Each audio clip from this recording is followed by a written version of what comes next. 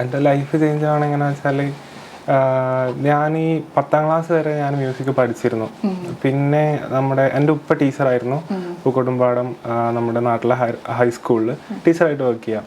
അപ്പോൾ ഞാൻ 8ഉം 9ാം ക്ലാസ്സും ഫുട്ബോളൊക്കെ കളിച്ച് കലോത്സവമൊക്കെ ആയിട്ട് രണ്ടും നല്ല ഉഷാറായിട്ട് പോകും. കായിക ഉഷാറായി പോകും, കല ഉഷാറായി പോകും. പക്ഷെ പഠിത്തം കുറച്ച് മോശമായിരുന്നു. അപ്പോൾ ഉപ്പ എന്ത് ചെയ്തു, ഉപ്പ എന്നെ വിട്ടിരുന്ന സ്കൂളിൽ നിന്ന് മാറ്റിയിട്ട് ഉപ്പാൻ്റെ സ്കൂളിൽ ജോയിൻ ചെയ്യിപ്പിച്ചു. അപ്പോൾ ഞാൻ ടീച്ചർമാരുടെ ഇടയിലൊക്കെ ആരായി, ഒരു ടീച്ചറെ മോൻ എന്നുള്ള രീതിയിലായി. അപ്പോൾ ടീച്ചർമാരൊക്കെ പറഞ്ഞാൽ ഇനി മ്യൂസിക് ഒന്നും പഠിപ്പിക്കണ്ട, അത് ശനി ഞായറോ ക്ലാസ്, ആ ടൈമിൽ അവന് ട്യൂഷന് പോട്ടെ, അവൻ ഫുട്ബോൾ ക്യാമ്പ്സിന് പോകണ്ട, ആ ടൈമിൽ അവൻ ട്യൂഷന് പോട്ടെ എന്ന് പറഞ്ഞിട്ട് എൻ്റെ ഫുട്ബോള് നിന്നു, എൻ്റെ കായികപരമായിട്ടുള്ള എല്ലാ ഇതും നിന്നു. അതുപോലെ ഇങ്ങനത്തെ മ്യൂസിക് പഠിക്കണതും നിന്നു.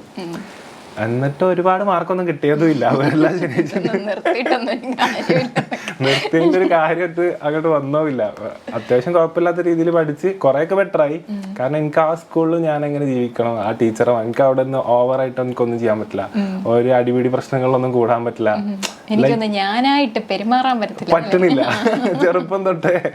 അപ്പോൾ അങ്ങനെ അവിടുന്ന് പഠിച്ച് ക്വസ്റ്റ്യൻ എന്തേലും ക്വസ്റ്റ്യൻ ഈ പാട്ടുകാരനായി കഴിഞ്ഞിട്ട് വന്ന ചേഞ്ചുകൾ, ലൈഫിൽ മാറ്റങ്ങൾ.